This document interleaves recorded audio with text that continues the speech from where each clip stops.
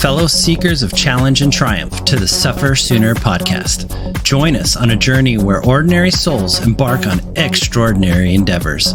From the relentless grind of gravel to the punishing gauntlet that is triathlon, we've tasted our fair share of suffering. So fellow endurance warriors, let's lace up our shoes, strap on our goggles, and dive headfirst into the challenge, knowing that with every step, stroke, and pedal forward, we grow stronger together.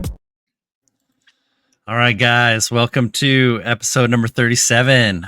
We're going to talk about me and Danny's gravel race this weekend, and then we're going to talk about some news from Chattanooga. Serena completed the Ironman Chattanooga event out there. So she actually had a really good day out there. I can't wait to hear the recap. I know you're gonna have her on, I'm guessing next week or so. Yeah, I think next week we're gonna give her some time to let it all soak in, decompress. Having done that a year ago, I can tell you, yeah, you're on that post race high for a few days, and then it crashes fast after that, and it's I'm like, oh, and I told her too, I'm like, you're not really going to feel like doing anything for about another 2 weeks. Yeah, not at least. Yeah. And then I'm like, and then I told her about the mental fog too. You're like, you're just going to be, just kind of in a haze of just floating through the motions. It's a lot. Yeah.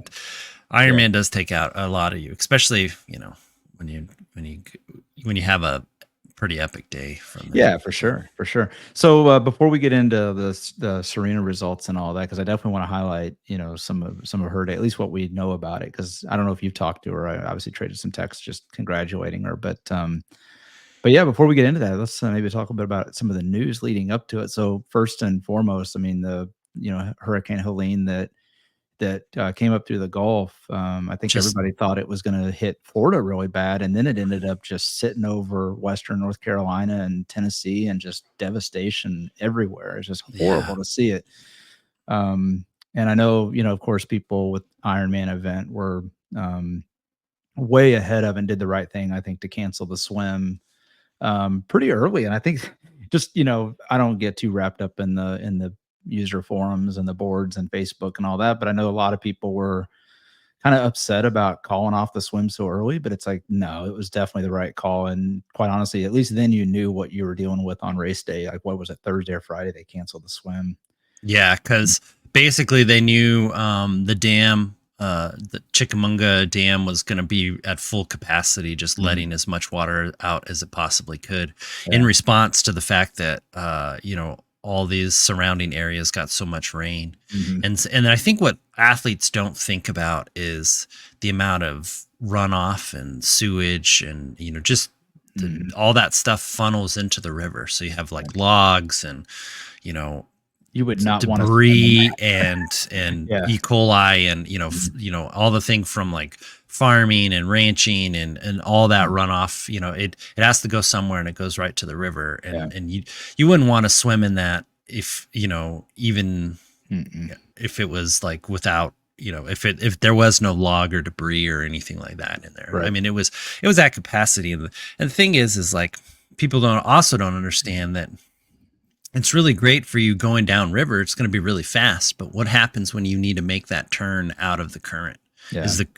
Are you a strong enough swimmer to get out of the current? Yeah. If you were looking at going to a downriver swim so that you could, swimming's your weak sport, you're like, so it's just it's just a safety issue too. Like and then you're also talking about like, this ties up, EMS and lifeguards and other avenues of people getting help that that the city could be using to help, because it's not like they weren't impacted. So in fact, I think you and I were talking Friday, and I'd made the comment, I almost wouldn't be surprised if they called off the whole Ironman event, just because not so much the impact to the chat area, because I think for the most part Chattanooga was spared, but just the fact that the possible need for EMS support in Eastern Tennessee and Western North Carolina. And, it looks like that obviously wasn't the case, but it's when you have something like that, it really puts a lot of things into perspective. And I mean, Ironman, again, I think they did the right thing to cancel when they did it for the swim. Obviously, was Augusta, Ironman 70.3 in Augusta was canceled outright. Yeah.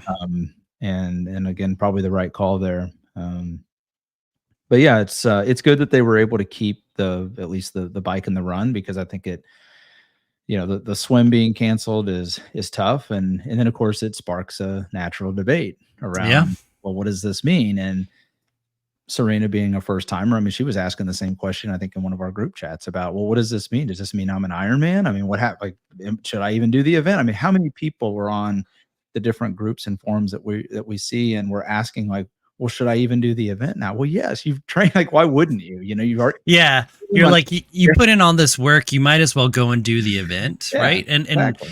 And me and you have talked about this before too. Like, it's your personal preference. If you think that Ironman is the event, then go and do the event. Yeah. If you think that Ironman is a distance, then that's the other part you have to wrestle with. You have to wrestle with the fact that, well, the swim got canceled. So what are you going to do? You need to swim 2.4 miles. Yeah. On the day. So yeah. So I was going to ask you, like, so the question that was getting asked is, if they cancel the swim, am I an Ironman? If I complete the rest of the course, if they cancel the swim, am I an Ironman? How would you answer that? Yeah, so that's my thing, is that if you cancel the swim, then you're completing the event. You're not completing the distance, right? And just and before the show we talked about it too. Like, Danny, did you beat the sun at Unbound? I did not beat the sun. The sun sets at a certain time, right? And so if you want to beat the sun, you have to finish the race in a certain amount of time. Technically, the sun was still up when I crossed the finish line. I looked over, I could still see the sun, but I could still see daylight. I had no headlights on, I can tell you that. Yeah. But no, I mean, to the point though, it's like there's a specific time cutoff for beat the sun. It's a specific time. It's 8:45 local time or something, 8:46 or something like that. It's like a very specific time and not a second past.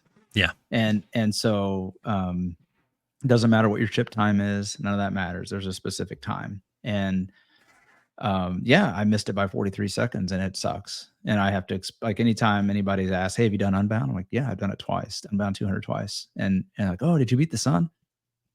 No, right. I did not. I missed it by 43 seconds. Thanks for asking, though. I really appreciate that. Thanks for just, I know you didn't know the knife was there, but I appreciate you twisting it a little bit, because you've given me the motivation I need to get through next year. So, yeah. No, and I think, and the thing is like, I've done enough events that I really just focus on the event.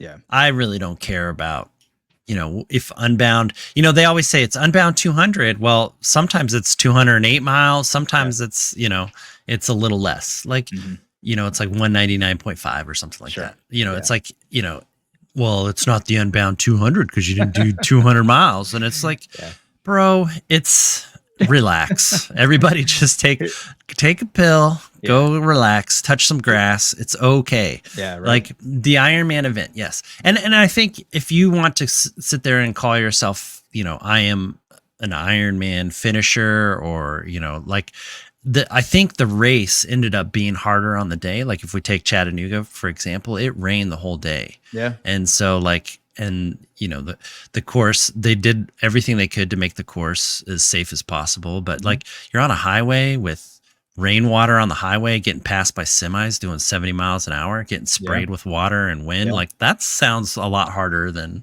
than it should have been. Yeah. So, I think when I was younger and, I really kind of cared, or I figured, I thought, people would be more concerned about, my athletic career and whether or not I finished an Ironman and I did the full distance, like, yes, I would have been very upset that the distance didn't happen in my brain for sure. But now that I'm older and I realize, you know, the more I do this kind of stuff, I only realize that only me and you and a handful of people care about any of this stuff. Right. So like, it really doesn't matter. You know, if you want to go and get an M.dot tattoo and you finish the event. Cause I mean, I know Britta did Ironman Louisville and the year that the swim is shortened. And so she didn't feel like she did the full Ironman distance. So she went back and did Tulsa. Sure. That was her reason for doing Tulsa. So again, I think it's a very personal question. But as far as the outside looking in, like, I never thought of Britta as less than an Ironman. No. For doing, you know, for showing up to the race on a shitty day and doing it and completing it. Because, I mean, how many of us would have just looked out the window and just go, nah, I'm not going to. Yeah, I don't feel like doing it. Yeah, I think you're right. I think it's such a personal thing. And look, I don't, number one, I think a lot of the responses I see is you can only race the course that's given to you. Right. And there's a lot of truth in that. And I think the way I look at it is if you're good with, you know, to your point, again, nobody's going to sit here and ask the question of, are you an Ironman? And then you go, yeah, I'm an Ironman. And then they go, but when did you do your Ironman? Oh, I did it in Chattanooga in 2024. Oh, you mean the year the swim was canceled? Nobody's going to do that. Like nobody's they're not going to drill down on your times and like, it's not like Ironman sits there and puts an asterisk next to it and says, well, this is the year swim was canceled. Or this year the run was shortened. There's no asterisk in the result. No. So the result is the result. Yeah, and I think that's the part where it's like, you know, nobody's going to sit there and do that. So then it becomes, what do you think? And so I know how I would handle it. I'm like what you just explained with Britta. Me personally, if I still would have done the event because you trained for it. You did the event, cross it off the list, done. But for me personally, I know that an Ironman is a swim, a bike, and a run. For an Ironman triathlon, it's a swim, a bike, and a run. So I don't think it's reasonable to expect people to go swim 2.4 miles in the hotel pool before. I know there were a lot of people trying to organize that, by the way, and they were trying to go to the local Y. Like there probably were people that did it, that found a way to get to a pool. And look, if you did that, congratulations. I think swimming 2.4 miles in a pool is really tough anyway. So I question some sanity there, but at the same time, like, hey, congratulations. But I don't think any less of somebody's accomplishment because the swim was canceled and they went out and did the rest of the events, because like, to your point, it was still an extremely challenging day.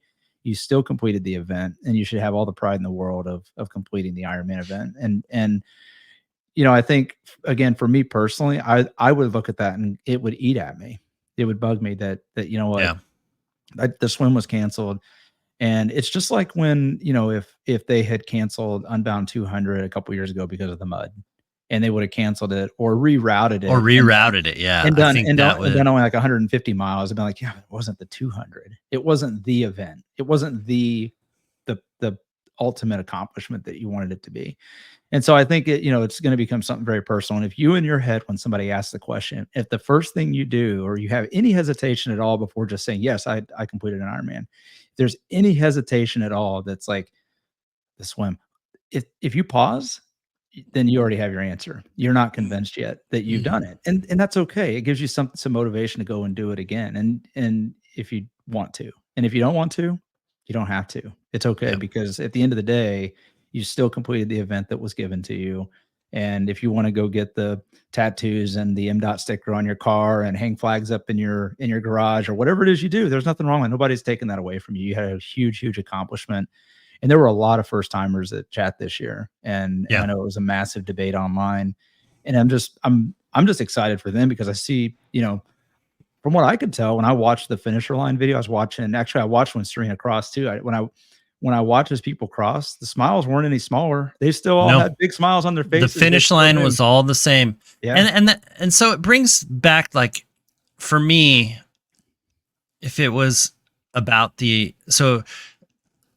keep delineating between the Ironman event and the Ironman distance. Right. So if you complete an Ironman event, then that means you go to the event, you do all the stuff, you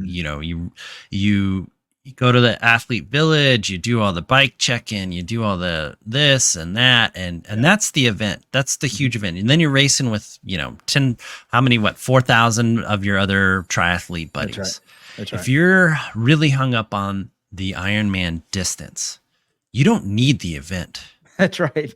If I saw, let's just say hypothetically, I was doing Chattanooga and I had unlimited funds or whatever, and I had this discussion with Serena, and she was like, well, do I skip Ironman Chattanooga in the hopes of going to Ironman California? And I'm like, well, there's a chance that swim or that even race it's been canceled in the past. It's been canceled more often than Chattanooga. So I'm like, statistically, your voice of reason here is that there's a good chance that one could be canceled. Because it has been canceled or shortened, like out of the last 5 years, 4 times. So it doesn't have a very good track record of being a race that you can attend. So for her, I think it's, for a lot of first timers too, and to get back to it, it's the event and the distance. I think for somebody like me, it's about the distance. Yeah. It's the distance. So if I basically saw that Ironman wasn't going to be able to provide the Ironman distance, guess what? I probably wouldn't have gone to Chattanooga. Yeah. I probably would have gotten 10 of my closest friends and said, guess what we're doing on freaking Saturday, the 29th? We're going to get up early. Yeah. I'm going to buy y'all breakfast. You're going to sit here and watch me swim in this pool. Then I'm going to go for a bike ride. Yeah. And then I'm going to need you guys to kind of run with me and have some aid stations. But guess what? There's going to be pizza. There's going to be food, and we're going to do the distance because the distance matters more to me than the medal for sure. Yeah. But that's a very personal thing for, and I'm again, I am not taking away from anybody who did Chattanooga. That race was hard. And I don't know if I would have raced that race. I think if I would have got there and saw it and kind of looked at the weather, and I probably would have been a big old baby and just get. You think you would have? Wow! I don't know if I would have done it. I think I would have. I would have. I mean, sometimes I like racing in the rain, but if I know I'm going to be wet all day, it's going to rain all freaking day, I am not a fan of just being like a drowned rat all freaking day. That happened to me in 70.3 Nashville. Yeah, it rained all day, and then I remember at the finish line, I just kind of cried to myself because I knew I had to go home, go to the hotel and take a shower, and I just was a thought of just being wet again. Getting completely wet again, and just be I couldn't take it. I just got so emotional about it. It's ridiculous. That's so funny. I think you would have done it. Just knowing you would have at least towed the line and just would have just gotten it done. Now, if it was a choice of knowing far enough in advance to even go to Chattanooga, I think you would have bailed on the trip to Chattanooga. But once you're there, you would have raced it. I just know you would have raced it. But it's exactly the right point I think to make is that for all the first time finishers and all the people who have completed now there are multiple Ironmans, I still would say, nobody can take that effort away from you. And I'm still calling him an Ironman. Yeah. And I don't think that, I don't think that, number one, nobody can take it away from you. And quite honestly, I mean, I don't think it would have. I think that was probably the harder race to your point. I mean, just knowing that it was kind of cool as well so on the bike with it being rainy and cool. And I'll tell you, man, 100 was, I think it was actually 108 miles this year because they had to do some rerouting. But it either was going to be 108 miles on the bike or it would have been 120 because that would be the next point where they could turn around. Yeah. So it would have just added another. Yeah, and I think that the being on the bike that long in cooler weather when you didn't really plan on it that way, because the forecast I think leading up was it was going to be a little bit warmer. And it was only going to rain in the morning, right? And that was it. So a lot of people rely on liquid nutrition, which, as you know, once it starts cooling off, especially when it's raining, liquid, you don't need as much liquid. You just don't need it. And if you don't take in that nutrition, now your nutrition plan is totally shot. and you gotta make adaptations. I mean, I think it just goes back to the fact that nobody can take the accomplishment away from you. Is a hell of a day for everybody out there. I applaud them for doing it, because I'm with you. I think if I get there on that race day, I'm like, oh, this is going to be a long day and it's not going to be fun. But that's what it is. And so congratulations to those folks that did it. And I can't wait to hear Serena's recap of it. I think it's gonna be really fun to hear. And I want to really listen for um, where her head is, like what she wants to do next. Because I think just having completed it last year, like you said, for a couple of weeks, you really didn't want to do a lot. But then as time has gone on, like even just in the last few weeks, I've even started thinking about, maybe I want to go back. Remember we used to say like, hey, don't ever say doing an Ironman again, I'm going to punch you in the face. And now it's like, maybe I could do Chad again next year, or go do another. Maybe I want to do that now. And it's like, because all the pain and all the suffering has just kind of distant memory. And so we'll see. So I can't wait to hear what she wants to do next. So maybe. Yeah, I'm excited for that, but definitely going to give her a little bit of time to kind of get herself together. Exactly. So cool. So that was chat. So that was chat. Yeah. So while Serena was racing Chattanooga, me and Danny were just doing 50 miles of gravel. Yeah. Which was, I tell you what, I know we've talked about this for a couple of weeks now. I found a lot of enjoyment in these shorter events. Since when we did Matt Mason Sprint, that was a ton of fun. Other than the swim for me, that was a ton of fun. And I've just found a lot of energy and a lot of happiness doing these shorter events. And don't get me wrong, I still wanted, like, there's still a lot of goals for next year with long distance events. But I think I found as the year goes on, once you get to mid-August, late August, I'm ready to wind it down. Like, not so much the intensity as much as I just don't want to do that volume anymore. Like, I think the body's just kind of ready to have a little bit of a break. And we were talking after the Colorado trip, and I started backing way off the volume, and then I had a work trip in there. Right, I think I made the comment my fitness probably isn't where it once was. But then here in the last 2 weeks, like, I've noticed just out riding, I was doing some sprint efforts, and like things started coming around over the last couple of weeks, and the fitness just, like, I still don't feel as fit as I was, but man, I felt like I had a lot of energy. And Bad Astra, I think, kind of gave me all the indicators I needed that recovery was it was much needed and put to good use, because it proved a point for sure on multiple levels. So I think, you were feeling a lot better on the day than I was, even though I was probably riding in the group. I was riding really well, like, but I think you actually you had the legs that day. And so more than I expected, that's for sure. Yeah, you had more legs than I did. So we'll get into the fun here, and there's a couple little things I think we can glean for the audience for sure. Yeah. So the first thing that we learned is that, make sure that your first time gravel friends have the map downloaded. Our buddy Matt came with us, and I forgot to check with him to see if he had the map downloaded.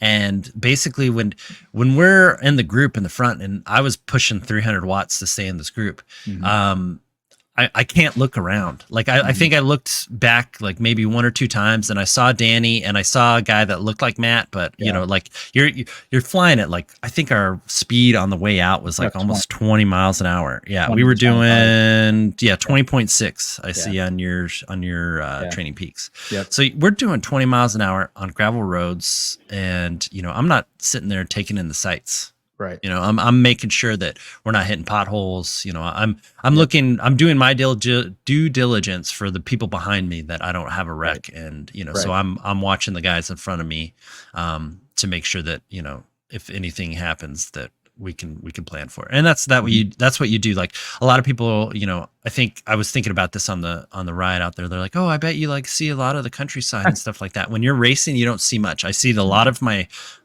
power meter and a lot of the road just in front of me. So I know you're really good at picking up, in a tunnel vision, right? You're really good at picking up the photographers on the course, and I'm not. And there's one section you go down a paved road. It's down a hill by a lake.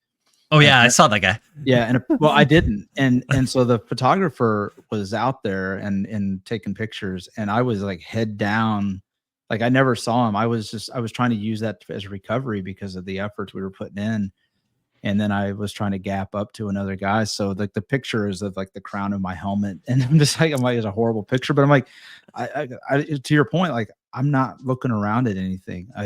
Nothing's going through my head. It's all effort, and it's just what's here, what's right here, and then what's right in front of me on the ground. And yeah, it was a race day for sure. I did not expect it to be a race day. I mean, I wasn't sure what to expect because of the fitness. Again, I just had no expectation, but yeah, it turned into a race. So Yeah, so Bad Astra, usually about 8 miles in, there's a good steep climb that's kind of the separator.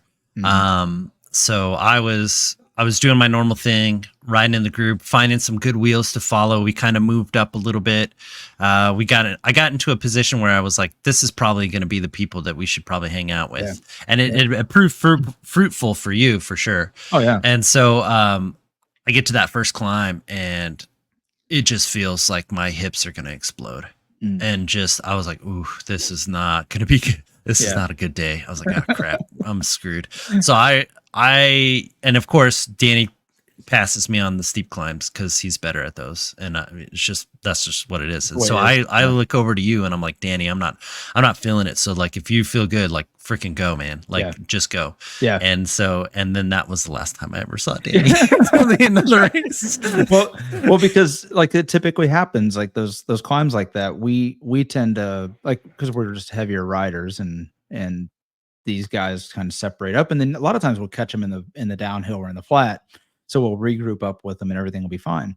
But when we got like almost to the top of that hill, I could see there was a couple of folks that were just driving down, like so they were definitely going to separate, which was fine. Yeah, that was their.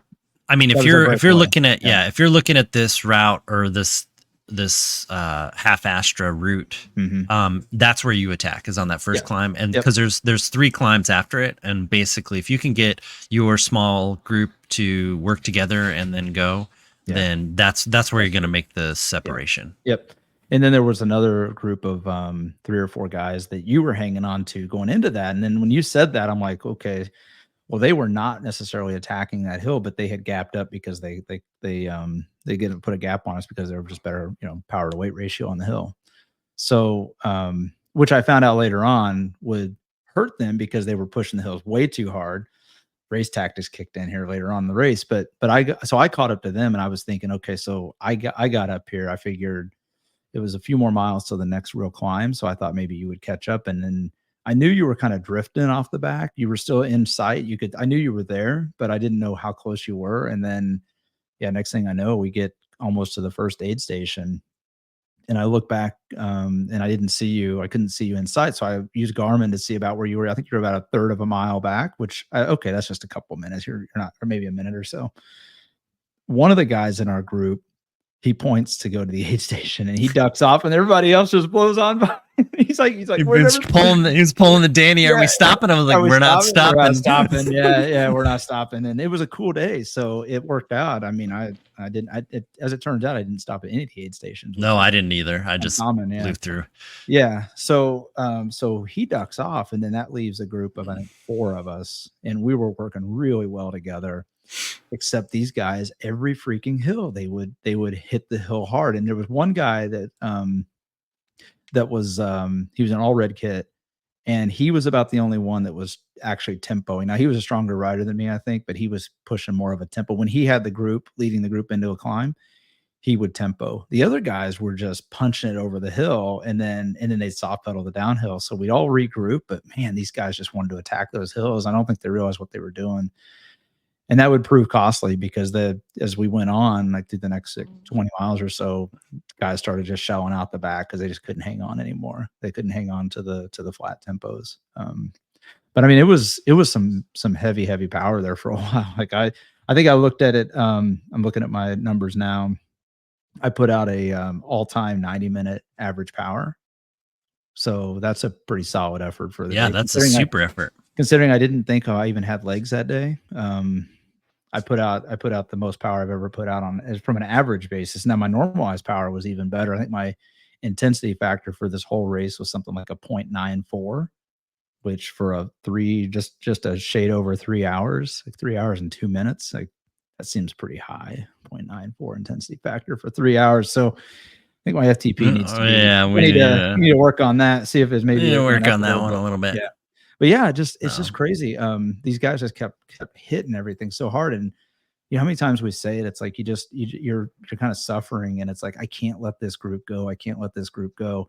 And we turned into a section of headwind, and that's when I had a feeling that because you almost caught us. Sorry, back up real quick. You almost caught us on a train that was crossing. Yeah, they got held up by the train, and I'm coming down this hill, and I'm like, oh, I see them, and then the train, and as the train's going by, and then that's the end of the train, and then I'm like, you guys should be waiting for the gates to go up, and they're like weaving through, and I'm like, that's right. Oh man. And the closest I got was maybe a few hundred yards. And then, you know, 4 of them working together against me, just trying to get them on the flat. It didn't happen. And so that was right before the first aid station. And it just basically, I was like, and you know, I picked up that guy at the aid station.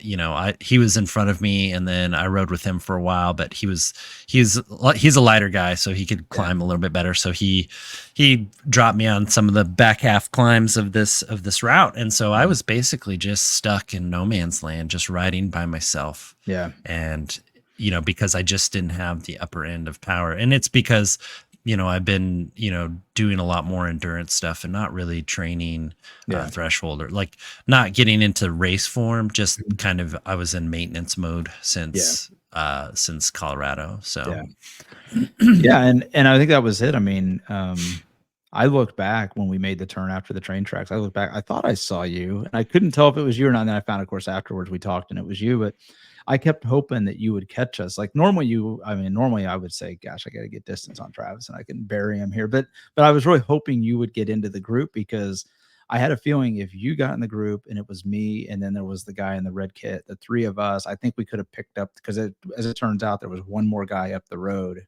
that our group caught later on.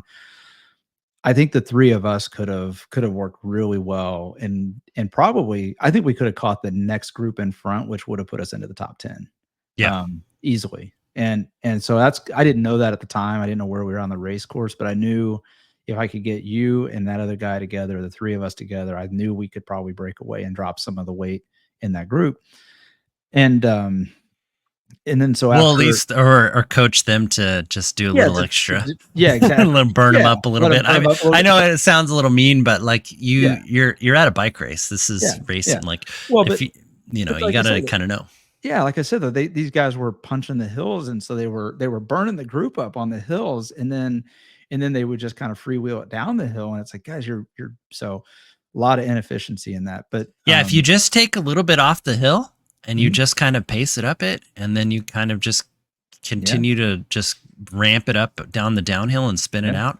That on the power is so much better than just going spike off, on, off, on, off. There's a lot of, you know, really high, you know, peak and then really low. And your body's just like, what are we doing, man? When you just ride it at a normal even keel, and the hills are just a little bit harder and the downhills are just a little bit easier, like you find that like your fueling, your heart rate, your perceived effort is all the same. And that's all I did by myself. And when I had the same power the whole time, I was just by myself. And so like I didn't have the benefits of the group. And you know, you look at that, and I'm looking at your numbers, Danny. And so for me, without a group, I averaged 219 watts, which is crazy. You with a group, 200 watts. Yeah. And you went, let's see here. Yours is 3 hours and 2 minutes, 3 hours. So you basically beat me by 15 minutes, and you did basically 15 to 20 watts less than me. Yeah. Because you were able to stay with the group. Yeah. And that's huge. Like these guys on gravel, especially at the 15 mile an hour speed, Like that's when the aerodynamics are starting to pay a point. Right. Like if you're riding gravel at 8 miles an hour, the group's not going to save you. It's just there for morale. You're all suffering together. You're just like, oh, we're in it together, brother. That's right. That's exactly right. And that was the thing. So I kept looking down, and all I saw was, power that was north of 200 watts, which was fine. It was a lot. I wasn't expecting to have that kind of day. And then you got to like the last, where the last aid station was. It was, because we went through a lot of wind. There were two guys that kept finding themselves in the back of the pack. They weren't really pulling anything. So I knew they were dead weight. And then, because these guys were attacking on the hills without realizing they were attacking, what it was doing is disrupting the pace group. So those guys would actually surge to the front, and then they would find themselves having to take more pulls, because what's everybody going to do? They're going to tuck in behind them. Yeah. And so it's like, if you want to lead me up the hill, I'm going to let you lead me up the hill. And you can lead me down the other side too. That's fine. But so that was the thing. Like a couple of those guys, they burned up a ton of energy because that's what they did. And it's like, okay, you want to be so eager to get to the front, you can have it. And I'll save some energy on the pole. And so like I said, we eventually caught this one guy. He had a speaker on his bike, so it was really kind of nice because it gave some music motivation. But he was pushing pretty hard. He was really riding well. And so we got to the last aid station, and we just blew past it because there's only 10 miles left at that point. Yeah. And then so all of a sudden the group started breaking up. Pace started picking up, and I looked over at one of the guys. I'm like, oh, the kitchen's getting hot. It's starting to heat up in here. Pace is heating up, and it was, man. I mean, I'm looking at my numbers. Were you guys kind of like attacking on the farm road section? It was a little bit of that, but we caught that. Like I said, there was the one guy that we caught with the speaker, and he was putting out so much power. It was one of those, like, he was hitting the hills a little too hard, but he was also trying to push some of the downhills, and he knew he was starting to get tired because he would push the downhills less and less, which was okay because then it gave myself and the guy in the red kit a chance to kind of take some of the poles. And then next thing you know, it was just the three of us because the other guy, so nobody else could hang on to the power that this guy was putting out. Yeah. And so we get to like the last 5 miles or so, and I could tell the speaker guy was in a world of hurt. Yeah. And so I look over at the guy in the red jersey, and I said, all right, I'm going to do a pole here. I'm going to go up to a strong pole. I need you to stay on my wheel. I said, let's get some separation on this guy, and let's see if we can put him behind us. Yeah. And so I put in a VO2 max. I put like a 3-minute VO2 max in, and I'm just head down buried. And I look back, and there's a gap. there's like a huge gap. He's like, I can't do it. Like, I can't go anymore. So I found out after the race, he's got a health condition where his heart rate spikes, and it was up over it was up to like 204. He said, he's like, you told me to come through, or you wanted me to come through, and I couldn't. I had to just let up, because if I didn't, I'm like, I totally get it. I totally understand that. I burned a match running a VO2 max at mile 48 or whatever it was, and so I let him come back to me, because I'm like, I'm not soloing this thing for the last few miles. Like those two together would have caught me. Yeah. And so then he comes back, and then he attacks on the first little climb, and I stayed with him. Well, I was going to stay with him, but the guy with the speaker, he tries to bridge it. And so I'm like, well, if you're going to put the energy in, I'll just sit behind you. I mean, I'll just sit behind you. So I let him burn his match. And then we get to another flat section. We stay together. And then there's one last little punch. It's an overpass, but it's like probably maybe 100 yards of like steep section to get up on the overpass. And so we both attacked him on that, and then opened up probably a 3 or 4 second gap, and that was enough. And I almost missed a turn coming in. Thankfully, the guy in the red caught me, and I already worked the deal out with him. I thought, like, I'm not attacking you at the finish line, man. You did a lot of work. I'm not sprinting. Like, you can have it. So it was a lot of fun though. I was really happy with the power. It was one of the few races where my heart rate, like I could actually use tactics, and my heart rate didn't taper like it has been in the last few races. It actually went up as the event went on, and I was pushing some pretty strong threshold efforts towards the end. I was really happy with it. It was a lot of fun. So we really like that race. I think that race is really fun. it's one of those that, you kind of look forward to September because that race is going to happen. Riding down there in Ottawa is riding in an Emporia and stuff is great, but it's so open and exposed. Whereas, down there in Ottawa, there's more tree cover, there's more fields, there's not grassland. And so you kind of get it's funner. It's nicer. The scenery is a little bit better. I mean, you're a little bit more sheltered. So like the only time that I noticed the wind was on that section for the, going to the lake, and basically you're riding directly into you're going west, and the wind is coming from the west, so it's just blowing straight down the road at you. And it wasn't even that bad. It just but it's enough that if you don't have open range. That's the truth. But you're right, it's just enough wind that if you're not in a group, then you're just putting out, 20% more power than everybody else just to try to go the same speed, and you're probably not going the same speed. So, but it's, I mean, I realize we haven't even done the 100, or at least I haven't done the 100-mile version of this event. And, I don't know. Like I said, I just kind of feel like the 50 is just so much fun. I don't know. I'll probably still do the 50 again next year. And, the only thing is, we got Big Sugar coming up here in a couple of weeks, and that is 100 miles. So I'm like, I hope the legs are still there for a 100-mile race, because it's been a while since I've been out for that long. But I mean, the fitness will be there. It's just that's going to be more of a fun ride. But like I say, Bad Astra is just great time, and we're going to have the race director on in an upcoming episode. So I can't wait to talk to him a little bit about the origins of the race and kind of what the outlook is and all that good stuff. So it's going to be a lot of fun, and I'm glad we're doing the recap now, so we can just spend more time talking with him about the race itself and kind of what goes into it. So that's great. So we got Big Sugar coming up, I think, in 2 weeks. Is that right? Let me check the calendar. I think it's 2 weeks from Sunday. And the 19th. So I know I'm going to be on vacation for the next week or so, and then come back and get some rides in and try to build up a little bit of maybe a little bit of volume before we get to Big Sugar, so it's not just a total train wreck. But that's such a good race.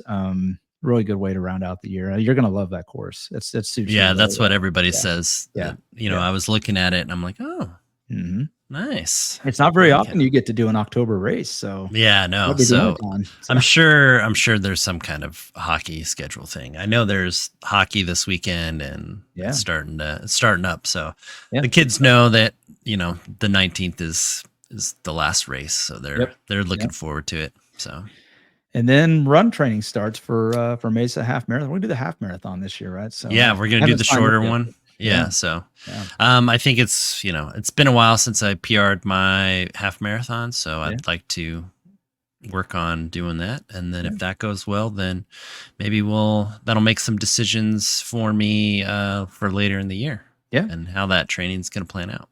We gotta talk about next year a little bit, because there's a lot of decisions that have to get made with Unbound registration being November, first part of November, right? So the 11th. So we got some decisions to make between now and about a month and a half out. So a lot of fun. So that calendar's, you got to make copies of those training plans, those training calendars to see. Right. So awesome. Yeah, cool, man. Well, this is gonna be a little bit shorter one. Next week, I don't know what we're gonna have on. We'll either have Serena, or we'll have the Bad Astra director, or some other stuff we got cooking in the pipeline. So, I got some exciting guests lined up here in the next couple of weeks. So looking forward to it. And then we'll get into Big Sugar recap in late October. So some good episodes coming up. Looking forward to it. Yep. All right. Well, have a good day. We'll talk to you later. Thank you for listening to this episode. Please, if you like what we are doing here, leave a like, rate us, comment, subscribe, and share with your friends. It really helps us grow and finds us more SufferSooner squad mates. And remember, when the finish line feels impossibly far away, we don't give up, we push harder, we dig deeper, and we find solace in the knowledge that our suffering is temporary and our resilience is forever.